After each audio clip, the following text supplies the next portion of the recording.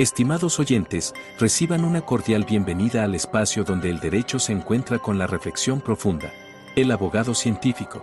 Este foro es nuestra dedicación a explorar las intersecciones entre las disciplinas jurídicas y el pensamiento crítico, ofreciendo un escenario para el diálogo intelectual y el desarrollo personal en el mundo del derecho. Acompaña a Andrés Arellano en este viaje de indagación y descubrimiento. Cada capítulo está diseñado para profundizar en cómo el razonamiento analítico influye y fortalece nuestras prácticas legales, desafiando las convenciones y fomentando un entorno de aprendizaje basado en la comprensión y el razonamiento lógico. El abogado científico se compromete a ser una ventana a la exploración de conceptos jurídicos a través de la lente de la metodología y filosofía científica, con un fuerte enfoque en el análisis crítico y la evidencia. Este enfoque nos permitirá abordar temas desde una perspectiva única, desentrañando las complejidades del derecho y promoviendo una práctica legal más reflexiva y fundamentada. Así, los invito a embarcarse en esta aventura de conocimiento, donde juntos exploraremos los principios que forman la esencia de la abogacía. Prepárense para un viaje hacia la comprensión profunda y el enriquecimiento intelectual. Bienvenidos a El Abogado Científico.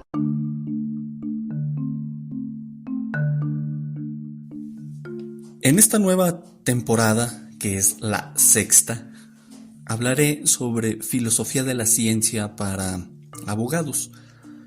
Nos meteremos en problemas bastante complejos e interesantes. Sin embargo, es necesario realizar una serie de reflexiones sobre la labor científica del abogado, dado que algunos filósofos del derecho se centran más en los dogmáticos, desplazando a un segundo plano a los abogados. Dicha cuestión me parece inexacta porque el abogado también puede hacer aportaciones jurídicas de relevancia. Dije que nos meteríamos en problemas. Uno de ellos relacionado al aspecto de si el derecho penal tiene autonomía científica. Otro más, si los argumentos que se estructuran son argumentos científicos explicativos o normativo justificativos. También si el derecho penal es científico. ¿Qué clase o qué lo vuelve científico? ¿El hecho de que cuenta con un concreto objeto de conocimiento o los problemas a los que se enfrenta? ¿O que es coherente con el conocimiento generado por otras ciencias? ¿O que es falsable? ¿Las proposiciones acerca de ciertas normas jurídicas son capaces de ser refutadas por los hechos? ¿Las teorías jurídicas se ocupan de hechos o de normas?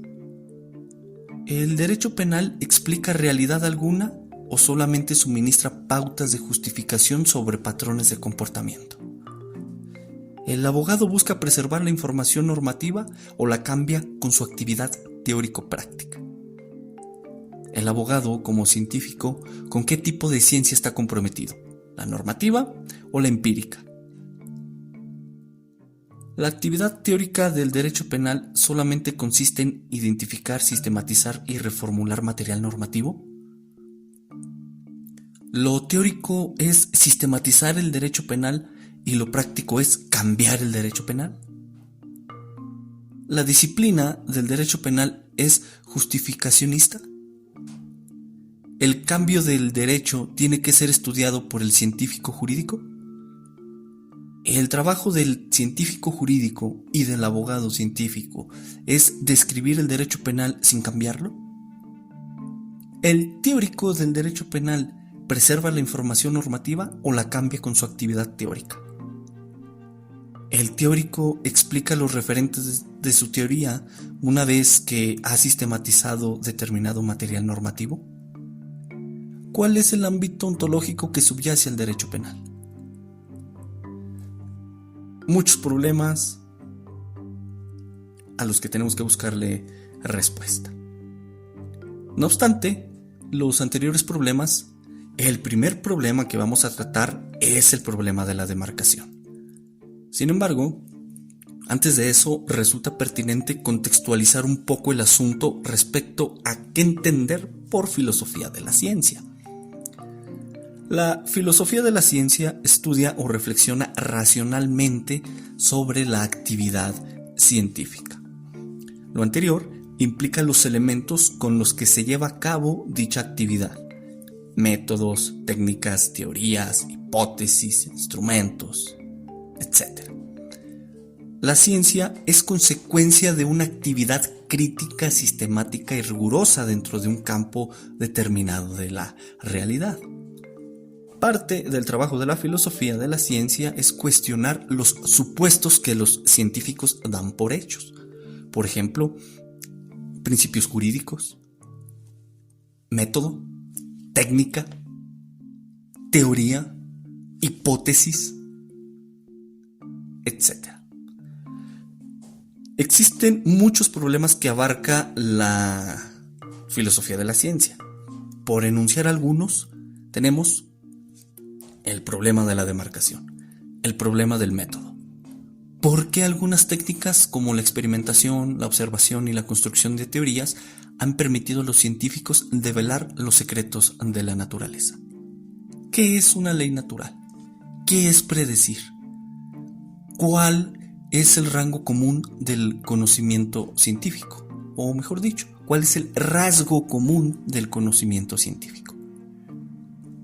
Ahora bien, bajo este panorama, centremos la atención al problema de la demarcación, que en términos más simples indica el problema de qué es hacer ciencia.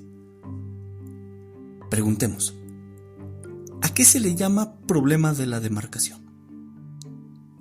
En términos concretos, a lo expresado por la pregunta, ¿cómo distinguir entre el conocimiento científico y el conocimiento que no es científico? Dentro de los filósofos que han dado respuesta a este problema y que incluso han fijado un criterio está Karl Popper. En esencia, su postura, por un lado, pretende desaparecer o separar la ciencia de la especulación metafísica. Para lograr ello, propone la falsación y la falsabilidad. La falsabilidad es la tesis que busca refutar por la experiencia un sistema científico empírico. La falsación requiere de enunciados singulares que funcionan como premisas en las inferencias falsadoras. Es decir, la falsación recae sobre los enunciados constitutivos de la hipótesis, a saber, el consecuente. La falsación es la demostración de la falsedad de una hipótesis demostrando la falsedad de una consecuencia observacional. Algunos filósofos llaman a la consecuencia observacional como la predicción. Así pues, la estructura lógica de la falsación es la del modus tollendo tollens y tiene dos premisas. En una se afirma la condición y en la otra se niega el consecuente. De ahí que una regla de inferencia es que negado el consecuente se niega el antecedente o las condiciones que antecedieron a tal predicción, a tal consecuencia observacional. Sumado a lo anterior, la respuesta popperiana al problema de la falsación, si bien tiene un sustento racional basado en el modus tollendo tollens, es cierto que necesariamente hay que considerar las críticas u objeciones que se le han realizado. Esto con el fin de tener un panorama más completo. Existen muchas críticas, pero para este episodio hay 4 que son de interés, aunque pondremos especial atención a 2 de ellas. La primera dice así: la falsación no es definitiva porque no indica dónde está el error. Solamente indica que alguna o todas las condiciones tomadas en cuenta para lograr el consecuente es falsa. La segunda, en el fondo no se sabe qué se está falsando. La tercera, la ciencia ignora, por su bien, las falsaciones. La cuarta, la estrategia falsacionista es simplista y, por lo tanto, irrealista. Además, incluye una severa devaluación de la verdad fáctica y, por consiguiente, refuerza el escepticismo sistemático. De tales objeciones llama la atención la primera y la segunda, porque parece que el falsacionismo es como cuando en una calculadora se meten parámetros de diversos tipos y al dar en el símbolo de igual para observar el resultado, sale un error. De ahí que tiene que buscarse qué generó el error para luego intentarlo de nuevo a sabiendas de que nuevamente podría dar error. En consecuencia, la falsación no es que sea inútil o tenga que abandonarse, sino que algunos filósofos postulan que podría ocupar un lugar diverso al de la demarcación, siendo más una regla metodológica en la ciencia, porque derivado de la segunda objeción, que indica que en el fondo no se sabe qué se está falsando, es que se fuerza al científico a buscar a ciegas el error, o bien el parámetro condición tomado en cuenta en el cuerpo del planteamiento. Y aquí hagamos algo importante. Tenemos un antecedente y un consecuente. Ese consecuente o esas condiciones tomadas en cuenta en el cuerpo del planteamiento pueden ser supuestos semánticos básicos, pueden ser axiomas, principios, hipótesis de trabajo principales, marcos teóricos, etc. Y al falsarse, o mejor dicho, al salir ese error, o es decir, al no poder demostrar la consecuencia observacional que se indica, es que la regla del modus tollens indica que negado el consecuente se niega el antecedente, pero ahí está el tema. En el fondo no se sabe qué se está falsando, es decir, ¿qué falló?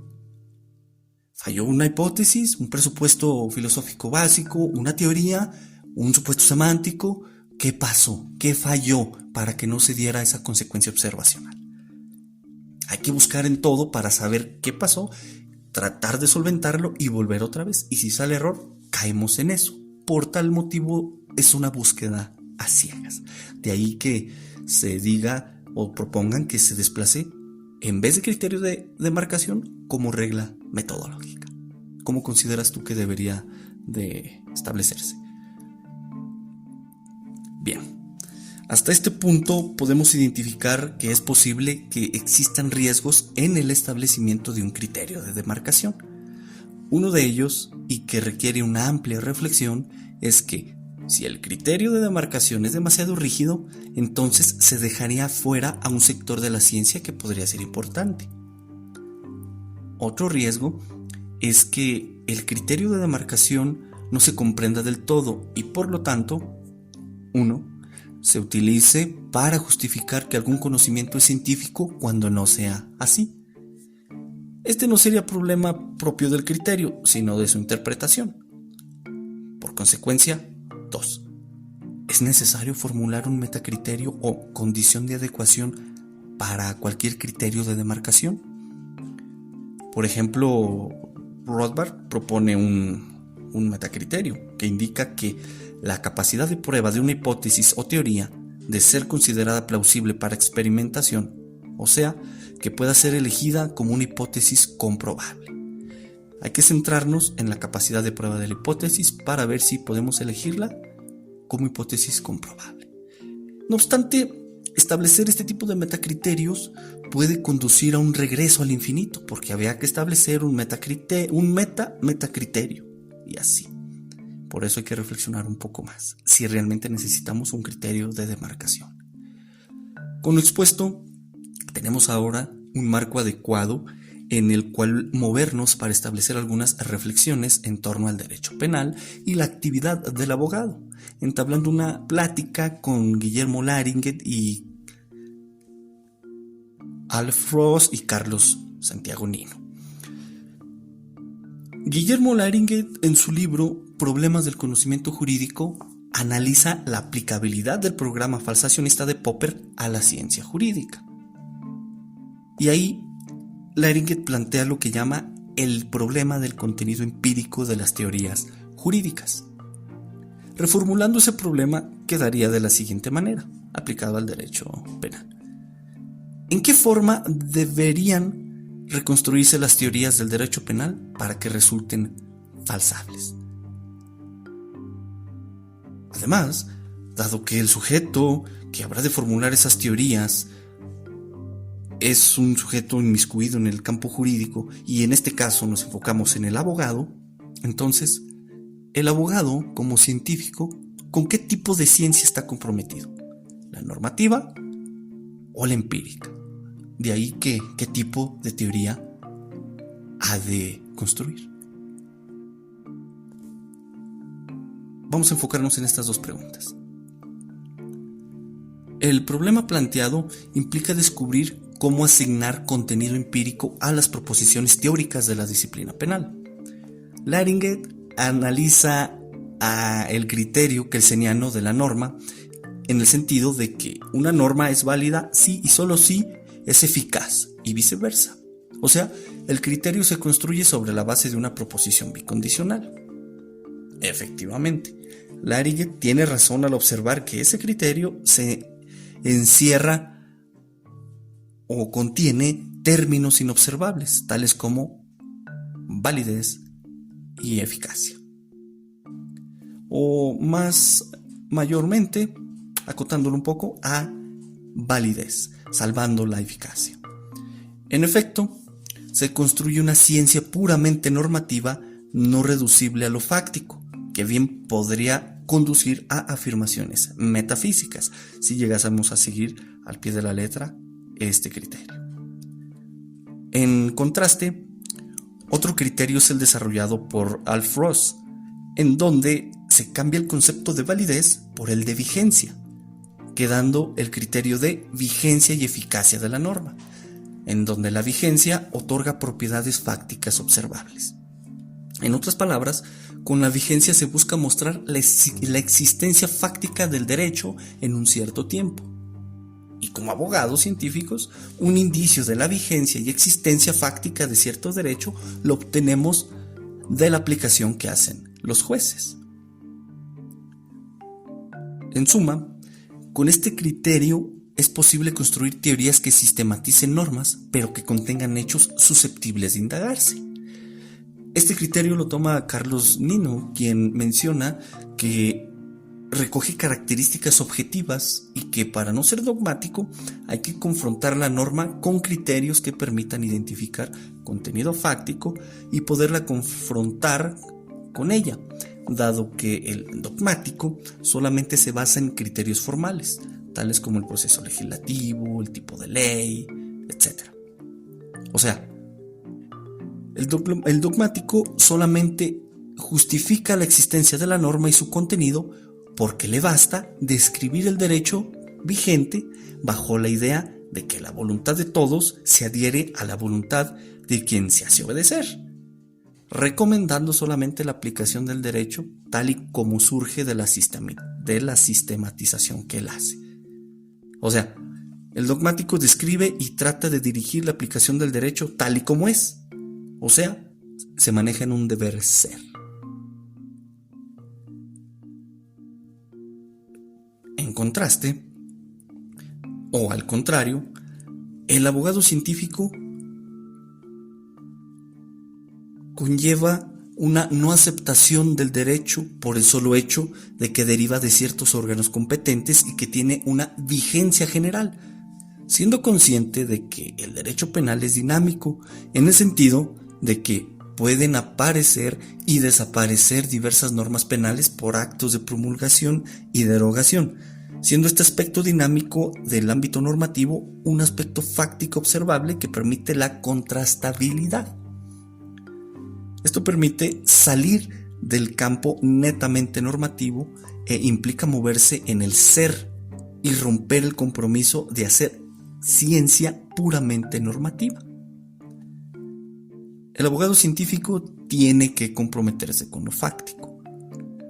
Una parte de la actividad teórica del abogado ante la aplicación del criterio de vigencia y eficacia de la norma conlleva a identificar contradicciones entre valores éticos y derechos humanos con la norma jurídica, así también identificar contradicciones de la norma jurídica con la experiencia que otorgan las diversas ciencias fácticas, sociales y humanas.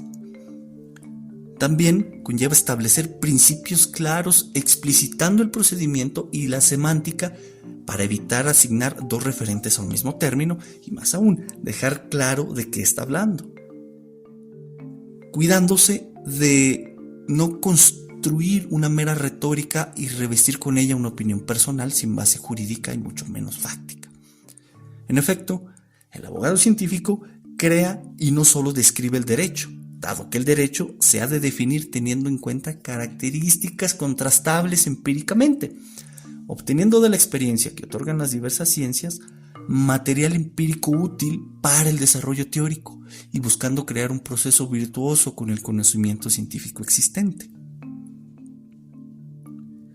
De ahí que las teorías que construya deben de traer una carga fáctica.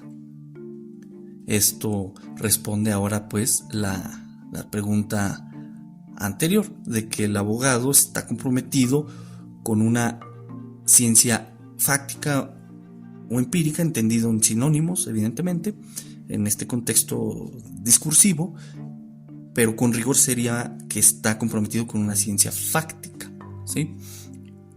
Porque lo empírico atiende a la cuestión de datos derivados de los sentidos. Entonces, para no caer en confusiones, vamos a sustituir la palabra empírica por fáctica.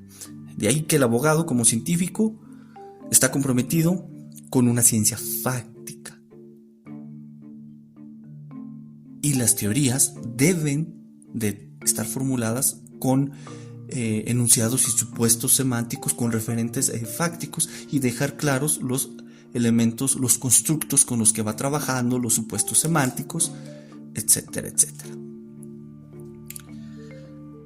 Finalmente, un tema que está más abierto que el anterior es el de la predicción y es algo complejo. Este consiste en identificar si para el abogado predecir consiste solamente en explicar que en un futuro próximo el juez aplicará tal o cual norma jurídica a determinado caso.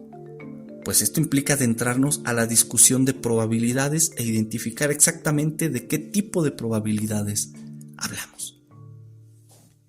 En resumen, hemos hablado de que una manera de hacer contrastables las teorías jurídicas que se desarrollan en el derecho penal es atender al criterio de vigencia y eficacia de la norma. No obstante, sabemos que como abogados trabajamos con lo fáctico, de ahí que el abogado como científico está comprometido con una ciencia fáctica y sus enunciados, para poder ser contrastables, ha de traer contenido empírico, el cual logramos a través de la aplicación de este criterio de la vigencia y eficacia de la norma. También haciendo un adecuado trabajo semántico, porque recordemos que la semántica está antes que la metodología. Ahora bien, no olvidemos que tomamos el criterio de Popper como un criterio de demarcación y estaría interesante indagarlo como una regla metodológica. No obstante, eso no nos salva de elegir otro criterio de demarcación. Diferencia entre dogmático y abogado científico es que el dogmático solamente describe el derecho vigente y trata de dirigir su aplicación. Se mueve en un deber ser. En cambio, el abogado científico no acepta el derecho por el solo hecho de que derive de órganos competentes, sino que entiende su sentido dinámico, busca hechos fácticos tal como la promulgación, la derogación, para tener datos o elementos que posibiliten la contrastabilidad en el campo teórico, pero sumado a casos, pues tener ya elementos que permitan una correcta aplicación de la norma. Y esto nos conduce a esto último que dijimos en cuanto al tema de la predicción, de si solamente es que el juez aplicará tal o cual norma jurídica o bien implica algo más que eso. Es algo sumamente interesante. Hasta aquí el episodio de hoy. Espero te sea de interés, te esté moviendo las ideas y te haga reflexionar. Califica el podcast, comparte el episodio, visita el blog, disfruta esta época navideña y nos escuchamos en el siguiente episodio. Antes te comento que ya vienen los 3 años de este podcast y espero hacer un episodio especial. Hasta luego.